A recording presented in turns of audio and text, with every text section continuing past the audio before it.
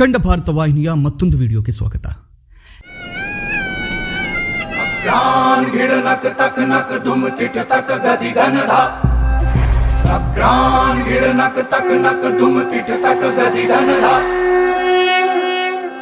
ನೀರು ಕಾಣದೆ ಜಟೆ ಬೆಳೆದ ಕೂದಲು, ಬೆತ್ತಲೆ ದೇಹ, ಹಣೆಯಲ್ಲಿ ವಿಭೂತಿ ಅಥವಾ ಕುಂಕುಮ, ಮೈಗೆ ಬಳಿದ ಭಸ್ಮ, ತೀಕ್ಷ್ಣವಾದ ದೃಷ್ಟಿ. ಇದು ಭಾರತದ ಧಾರ್ಮಿಕ ಪರಂಪರೆಯ ವಿಶೇಷ ಎನ್ನಿಸಿದ ನಾಗಸಾಧುಗಳ ಚಿತ್ರಣ. ಅನಾದಿ ಕಾಲದಿಂದಲೂ ಭಾರತದೊಂದಿಗೆ ನಾಗಸಾಧು ಪರಂಪರೆ ಬೆಳೆದುಕೊಂಡು ಬಂದಿದ್ರು. ಈಗ ಅತಿ ಅಪರೂಪವಾದ ಕುಂಭಮೇಳದ ಹೊತ್ತಿನಲ್ಲಿ ನಾಗಸಾಧುಗಳು ಯಾರು, ಅವರ ಆಚರಣೆ, ಶಕ್ತಿ, ಸಾಮರ್ಥ್ಯ, ವಿಶೇಷತೆ, ವಿಭಿನ್ನತೆ, ನಿಗೂಢತೆಯ ಕಾರಣಕ್ಕೆ ಜನರ ಕುತೂಹಲಕ್ಕೆ ಕಾರಣವಾಗಿದೆ.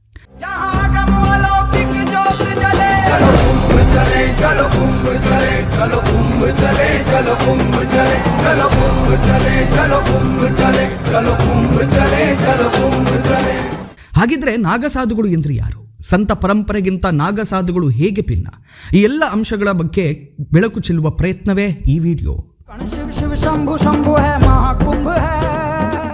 ಕುಂಭಮೇಳಗಳು ಮತ್ತು ಹಿಮಾಲಯದ ರಹಸ್ಯ ಯೋಗಿಗಳ ಬಗ್ಗೆ ತಿಳಿದಿರುವವರಿಗೆ ಅಥವಾ ಉತ್ತರ ಭಾರತದ ಪುಣ್ಯಕ್ಷೇತ್ರಗಳ ಭೇಟಿ ಮಾಡುವ ಪರಿಪಾಠವಿದ್ದವರಿಗೆ ನಾಗಸಾಧುಗಳು ಚಿರಪರಿಚಿತರು. ದಕ್ಷಿಣ ಭಾರತದ ಪಾಲಿಗೆ ಕೊಂಚ ಅಪರೂಪವೇ ಆಗಿರೋ ನಾಗಸಾಧುಗಳದ್ದು ಒಂಥರ ನಿಗೂಢ ಎನ್ನಿಸುವ ಲೋಕ.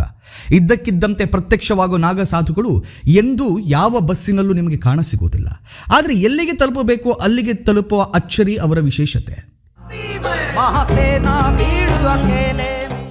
ನಾವು ಇತಿಹಾಸದ ಪುಟಗಳನ್ನು ಹಿಂತಿರುಗಿ ನೋಡಿದರೆ ಪ್ರಾಚೀನ ಕಾಲದಿಂದಲೂ ನಾಗಸಾಧು ಸಂಪ್ರದಾಯ ನಡೆದುಕೊಂಡು ಬಂದಿದೆ. ಆದಿಗುರು ಶಂಕರಾಚಾರ್ಯರು ನಾಗಯೋಧರ ಸೈನ್ಯವನ್ನ ಸಿದ್ಧಪಡಿಸಿದರು ಎಂದು ನಂಬಲಾಗ್ತಾ ಇದೆ.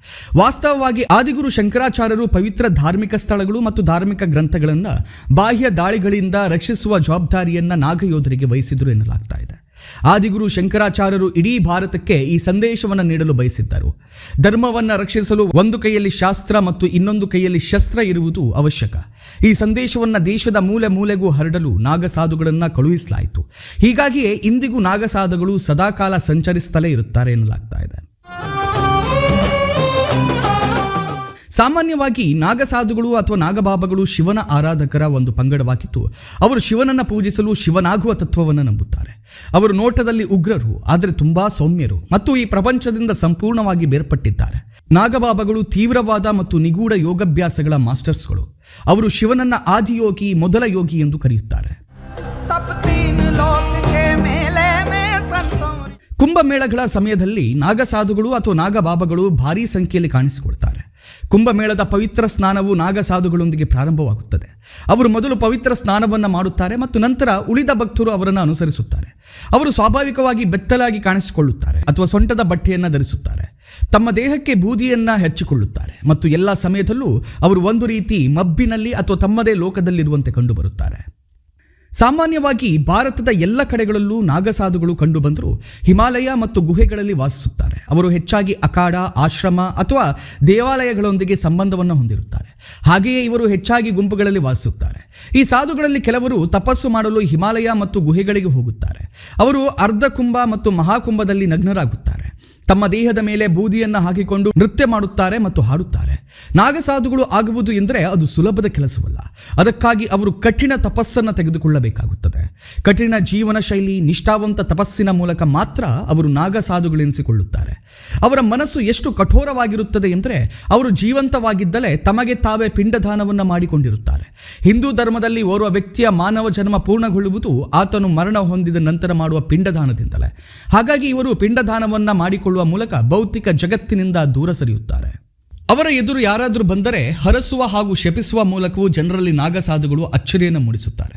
ಇದಕ್ಕಿಂತ ರಾಜ್ಯದ ಮುಖ್ಯಮಂತ್ರಿ, ಸಚಿವರು, ಸೆಲೆಬ್ರಿಟಿಗಳ ಮನೆಗೂ ನಾಗಸಾಧುಗಳು ದಿಢೀರ್ ಎಂಟ್ರಿ ನೀಡಿ ಅವರಿಗೇನು ಸಂದೇಶ ನೀಡಿ ಮಾಯವಾಗುವ ಘಟನೆಗಳು ಕೂಡ ಹಲವೆಡೆ ವರದಿಯಾಗಿದೆ. ಇನ್ನು ಶಬ್ದಶಃ ನಾಗ್ ಎಂದರೆ ಪರ್ವತ, ಚಲಿಸದ ಒಂದೇ ಸ್ಥಳದಲ್ಲಿ ಸ್ಥಿರವಾಗಿರುತ್ತದೆ. ಅದರ ಹೆಸರು ನಾಗ್. ಅದರ ಅರ್ಥ ದೃಢವಾದ ಶಕ್ತಿಯ ಸಂಕೇತ. ಎಂದಿಗೂ ನುಣುಚಿಕೊಳ್ಳುವುದಿಲ್ಲ, ಕದಲುವುದಿಲ್ಲ. ಅಂತಹ ಸಿದ್ಧಾಂತವನ್ನು ಹೊಂದಿರುವ ವ್ಯಕ್ತಿಯನ್ನ ನಾಗ ಎಂದು ಕರೆಯಲಾಗುತ್ತದೆ ಎಂದು ಹೇಳಿದ್ದಾರೆ. ಕೆಲವರು ಒಬ್ಬಂಟಿಯಾಗಿ ಓಡಾಡುವ ಮೂಲಕ ಎಲ್ಲವನ್ನ ಹಾಗೂ ಎಲ್ಲರನ್ನ ತೊರೆದು ಬದುಕುತ್ತಾರೆ. ಇನ್ನು ಕೆಲವರು ಗುಂಪುಗಳಾಗಿ ಓಡಾಡುತ್ತಾರೆ. ಒಬ್ಬ ವ್ಯಕ್ತಿಯು ಸನ್ಯಾಸ ತೆಗೆದುಕೊಂಡಾಗ ಅವನು ಎಲ್ಲವನ್ನ ತೊರೆದು ಉತ್ತರದ ಹಿಮಾಲಯದ ಕಡೆಗೆ ಸಂಪೂರ್ಣವಾಗಿ ಬೆತ್ತಲೆಯಾಗಿ ಚಲಿಸುತ್ತಾನೆ. ಈ ಸಮಯದಲ್ಲಿ ಗುರುಗಳು ಅವರನ್ನು ತಡೆದು ಸಾಧನೆ ಮಾಡಲು ಆದೇಶಿಸುತ್ತಾರೆ. ಬಟ್ಟೆ ಇಲ್ಲದೆ ಬದುಕುವ ತಪಸ್ವಿಗಳನ್ನು ನಾಗರೆಂದು ಕರೆಯುತ್ತಾರೆ. ಅವರನ್ನು ದಿಗಂಬರ ಎಂದು ಕರೆಯುತ್ತಾರೆ. ಅಂದರೆ ಸನಾತನ ಧರ್ಮದಲ್ಲಿ ನಾಗಸಾಧುಗಳು ತಮ್ಮ ಜೀವನದಲ್ಲಿ ದೇವರ ಭಕ್ತಿಯಲ್ಲಿ ಮಗ್ನರಾಗಿರುವವರು ಮತ್ತು ಎಂದಿಗೂ ಬಟ್ಟೆಯನ್ನು ಧರಿಸುವುದಿಲ್ಲ ಎಂದು ಕರೆಯಲ್ಪಡುತ್ತಾರೆ. ಪ್ರಸ್ತುತ ಪ್ರಯಾಗ್ರಾಜ್ನಲ್ಲಿ ನಡೆಯುತ್ತಿರುವ ಮಹಾಕುಂಭ ಮೇಳದಲ್ಲಿ ಲಕ್ಷಾಂತರ ನಾಗಸಾಧುಗಳು ಭಾಗಿಯಾಗಿದ್ದಾರೆ. ಪುಣ್ಯಸ್ನಾನ ಮಾಡಿ ಭಂಬಂ ಭೋಲೆನಾಥ್ ಎಂದು ಓಡಾಡುವ ನಾಗಸಾಧುಗಳು ಅತೀತ ಶಕ್ತಿಯೊಂದರ ಬಲದ ಮೇಲೆ ಬದುಕುತ್ತಾರೆ ಎಂದು ನಂಬಲಾಗ್ತದೆ. ಸ್ಮಶಾನ, ದೇವಾಲಯ ಎಲ್ಲೆಡೆಯೂ ಒಂದೇ ಭಕ್ತಿಯಿಂದ ಓಡಾಡುವ ನಾಗಸಾಧುಗಳನ್ನು ಕಂಡ್ರೆ ಜನಸಾಮಾನ್ಯರೇ ಭಯ ಬೀಳುತ್ತಾರೆ. ನಾಗಸಾಧುಗಳು ಹಿಂದೂ ಧಾರ್ಮಿಕ ಸಾಧುಗಳಾಗಿದ್ದು ಅವರು ಯಾವಾಗಲೂ ಬೆತ್ತಲೆಯಾಗಿರುತ್ತಾರೆ ಮತ್ತು ಸಮರ ಕಲೆಗಳಲ್ಲಿ ಪ್ರವೀಣತೆಯನ್ನು ಕೂಡ ಪಡೆದುಕೊಂಡಿರುತ್ತಾರೆ. ಅವರು ವಿವಿಧ ಅಖಾಡಗಳಲ್ಲಿ ತಮ್ಮ ವಾಸಸ್ಥಾನ ಹೊಂದಿದ್ದಾರೆ. ಹೆಚ್ಚಿನ ನಾಗಸಾಧುಗಳು ಜುಮಾ ಅಖಾಡದಲ್ಲಿದ್ದಾರೆ. ಮಹಾಕುಂಭ ಮೇಳದಲ್ಲಿ ಪ್ರಸ್ತುತ ಮೈನಡುಗಿಸುವ ಚಳಿ ಇದೆ. ಪ್ರಯಾಗ್ರಾಜ್ನಲ್ಲಿ ಹೆಚ್ಚಾಗಿ ಈ ನಾಗಸಾಧುಗಳು ಕಾಣಿಸಿಕೊಂಡಿದ್ದಾರೆ. ಹೀಗಿದ್ದರೂ ಈ ನಾಗಸಾಧುಗಳು ಮೈ ಮೇಲೆ ಒಂದೇ ಒಂದು ನೂಲು ಇಲ್ಲದಂತೆ ಓಡಾಡುತ್ತಾರೆ. ಮೈ ನಡುಗಿಸುವ ಚಳಿಯನ್ನ ಅವರು ಹೇಗೆ ತಡೆದುಕೊಳ್ತಾರೆ ಎಂಬುದು ಎಲ್ಲರಿಗೂ ಕಾಡುವ ಕುತೂಹಲ. ಇದಕ್ಕೆ ಉತ್ತರ ಕೇಳಿದ್ರೆ ನಿಮ್ಮ ಮೈ ನಡುಗೋದು ಗ್ಯಾರಂಟಿ. ಬಟ್ಟೆ ಇಲ್ಲದೆ ಉಳಿಯುವ ನಾಗಸಾಧುಗಳು ಯಾವುದೇ ಅಸ್ವಸ್ಥತೆಯನ್ನ ತೋರಿಸದೆ ಶೂನ್ಯ ತಾಪಮಾನವನ್ನು ಸಹಿಸಿಕೊಳ್ಳುವ ಸಾಮರ್ಥ್ಯವನ್ನು ಹೊಂದಿದ್ದಾರೆ. ಇದು ವೈದ್ಯಕೀಯ ವಿಜ್ಞಾನಕ್ಕೆ ಸವಾಲಾಗಿರುವ ಸಂಗತಿ. ವೈದ್ಯಕೀಯ ಅಧ್ಯಯನಗಳ ಪ್ರಕಾರ ಮಾನವರು ಸರಿಯಾದ ಬಟ್ಟೆ ಇಲ್ಲದೆ -20 ಡಿಗ್ರಿ ಸೆಲ್ಸಿಯಸ್ನಲ್ಲಿ ಸುಮಾರು 2.5 ಗಂಟೆಗಳ ಕಾಲ ಮಾತ್ರ ಬದುಕಬಲ್ಲರು ಮತ್ತು 2 ಪದರಗಳ ಬಟ್ಟೆಯೊಂದಿಗೆ ಅವರು 15 ಗಂಟೆಗಳ ಕಾಲ ಬದುಕಬಲ್ಲರು. ಆದರೆ ವೈದ್ಯಕೀಯ ಕ್ಷೇತ್ರಕ್ಕೂ ಸವಾಲೆಸುವಂತೆ ನಾಗಸಾಧುಗಳು ಬೆತ್ತಲೆಯಾಗಿ ಬದುಕಿ ತೋರಿಸುತ್ತಿದ್ದಾರೆ. ಅಲ್ಲದೆ ಚಳಿಯಿಂದ ರಕ್ಷಿಸಿಕೊಳ್ಳಲು ಬಟ್ಟೆ ಅಗತ್ಯವೆಂಬ ಸಂಗತಿಯನ್ನು ನಿರಾಕರಿಸುತ್ತಾರೆ. ಇನ್ನು ವಿಪರೀತ ಚಳಿಯನ್ನ ಬಟ್ಟೆ ಇಲ್ಲದೆ ತಡೆದುಕೊಳ್ಳುವ ಅವರ ಸಾಮರ್ಥ್ಯದ ಹಿಂದಿನ ರಹಸ್ಯ ಏನೆಂದರೆ ಅದು ಅವರ ಆಧ್ಯಾತ್ಮಿಕ ಶಕ್ತಿ. ಹೌದು, ನಾಗಸಾಧುಗಳು ತಮ್ಮ ಕಠಿಣ ಮಾನಸಿಕ ಶಕ್ತಿ ಮತ್ತು ಆಧ್ಯಾತ್ಮಿಕ ಸಾಧನೆಯಿಂದ ವಿಶೇಷವಾದ ಶಕ್ತಿಯನ್ನ ಸಂಪಾದಿಸಿಕೊಂಡಿದ್ದಾರೆ ಎಂದು ನಂಬಲಾಗುತ್ತದೆ. ಹೀಗಾಗಿ ನಾಗಸಾಧುಗಳು ಎಲ್ಲಾ ಋತುಗಳನ್ನು ಸಹಿಸಿಕೊಳ್ಳಲು ಸಹಾಯ ಮಾಡುವ 3 ರೀತಿಯ ಸಾಧನವನ್ನು ಮಾಡುತ್ತಾರೆ. ಅವುಗಳು ಯಾವುದು ಅನ್ನೋದನ್ನು ನೋಡೋದಾದರೆ ಅಗ್ನಿ ಸಾಧನ ಅಂದರೆ ನಾಗಸಾಧುಗಳು ತಮ್ಮ ದೇಹದೊಳಗೆ ಬೆಂಕಿಯ ಅಂಶವನ್ನು ಸಂಗ್ರಹಿಸುವುದನ್ನು ಒಳಗೊಂಡಿರುವ ಒಂದು ರೀತಿಯ ಧ್ಯಾನವನ್ನು ಅಭ್ಯಾಸ ಮಾಡುತ್ತಾರೆ. ಈ ಆಂತರಿಕ ಶಾಖವು ಕಠಿಣ ಪರಿಸ್ಥಿತಿಗಳಲ್ಲಿ ಅವರ ದೇಹವನ್ನು ಬೆಚ್ಚಗಿರಿಸಲು ನೆರವಾಗುತ್ತದೆ. ಇನ್ನು ಆಧ್ಯಾತ್ಮದ ಜೊತೆ ಆಯುರ್ವೇದದಲ್ಲೂ ಹೇಳಿರುವ ನಾಡಿಶೋಧನವನ್ನು ಬಳಸಲಾಗುತ್ತಿದೆ. ನಾಡಿಶೋಧನ ಪ್ರಾಣಾಯಾಮದ ಮೂಲಕ ನಾಗಗಳು ತಮ್ಮ ದೇಹದೊಳಗಿನ ಗಾಳಿಯ ಹರಿವನ್ನು ಸಮತೋಲನದಲ್ಲಿಟ್ಟುಕೊಳ್ಳುತ್ತಾರೆ. ದೇಹದ ಉಷ್ಣತೆಯು ನಿಯಂತ್ರಿಸಲ್ಪಡುತ್ತದೆ ಮತ್ತು ಬೆಚ್ಚಗಿರುತ್ತದೆ ಎಂದು ಖಚಿತಪಡಿಸುತ್ತದೆ. 3ನೆಯ ವಿಷಯವೆಂದರೆ ನಾಗಸಾಧುಗಳು ಮಂತ್ರಗಳನ್ನು ಪಡಿಸುವ ಮೂಲಕ ತಮ್ಮ ದೇಹದಲ್ಲಿ ಶಕ್ತಿಯನ್ನು ಉತ್ಪಾದಿಸುತ್ತಾರೆ. ಇದು ದೇಹದಲ್ಲಿ ಶಾಖವನ್ನು ಉಂಟು ಮಾಡುತ್ತದೆ, ಶೀತ ತಾಪಮಾನವನ್ನು ತಡೆದುಕೊಳ್ಳಲು ಅನುವು ಮಾಡಿಕೊಡುತ್ತದೆ. ಇದಲ್ಲದೆ ನಾಗಸಾಧುಗಳು ತಮ್ಮ ದೇಹವನ್ನು ಆವರಿಸುವ ಬೂದಿ ಚಳಿ ನಿರೋಧಕ ಪದರವಾಗಿ ಕಾರ್ಯನಿರ್ವಹಿಸುತ್ತದೆ. ಬೂದಿಯು ಕ್ಯಾಲ್ಸಿಯಂ, ಫಾಸ್ಫರಸ್ ಮತ್ತು ಪೊಟ್ಯಾಷಿಯಂನಂತಹ ಖನಿಜಗಳನ್ನು ಹೊಂದಿರುತ್ತದೆ. ಇದು ದೇಹದ ಉಷ್ಣತೆಯನ್ನು ನಿಯಂತ್ರಿಸಲು ಸಹಾಯ ಮಾಡುತ್ತದೆ, ಅವುಗಳನ್ನು ಶೀತದಿಂದ ರಕ್ಷಿಸುತ್ತದೆ. ಇದೆಲ್ಲದರ ಜೊತೆಗೆ ಭಾರತದ ಇತಿಹಾಸದಲ್ಲಿ ನಾಗಸಾಧುಗಳು ತಮ್ಮ ಆಧ್ಯಾತ್ಮದ ಸಾಧನೆಯಿಂದಲೇ ವಿಶಿಷ್ಟ ಸ್ಥಾನವನ್ನು ಪಡೆದಿದ್ದಾರೆ. ಮೇಲ್ನೋಟಕ್ಕೆ ನಾಗಸಾಧುಗಳು ಕೇವಲ ಆಧ್ಯಾತ್ಮಿಕ ಸಾಧಕರಂತೆ ತೋರುತ್ತಾರೆ, ಆದರೆ ಅಸಲಿಯಾಗಿ ನಾಗಸಾಧುಗಳನ್ನು ತಲೆತಲಾಂತರದಿಂದ ಧರ್ಮ ರಕ್ಷಕರೆಂದು ಕರೆಯಲಾಗುತ್ತದೆ. ಯಾಕೆಂದರೆ ಇವರು ಶತಮಾನಗಳಿಂದ ಧರ್ಮ ರಕ್ಷಣೆಗಾಗಿ ಶಸ್ತ್ರವನ್ನು ಧರಿಸಿದ ಉದಾಹರಣೆ ಕೂಡ ಇದೆ.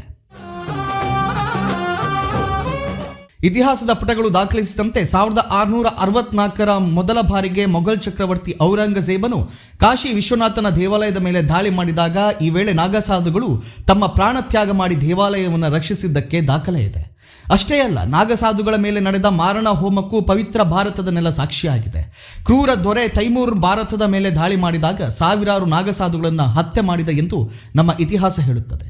ಒಟ್ಟಿನಲ್ಲಿ ಧರ್ಮ ಹಾಗೂ ಧಾರ್ಮಿಕತೆಯನ್ನೇ ಉಸಿರಾಡುವ ಭಾರತದ ಮಣ್ಣಿನಲ್ಲಿ ನಾಗಸಾಧು ಪರಂಪರೆ ತನ್ನ ವಿಭಿನ್ನತೆಯಿಂದಲೇ ವಿಶೇಷ ಆಕರ್ಷಣೆ ಹಾಗೂ ಕುತೂಹಲಕ್ಕೆ ಕಾರಣವಾಗಿರುವುದಂತೂ ಸತ್ಯ.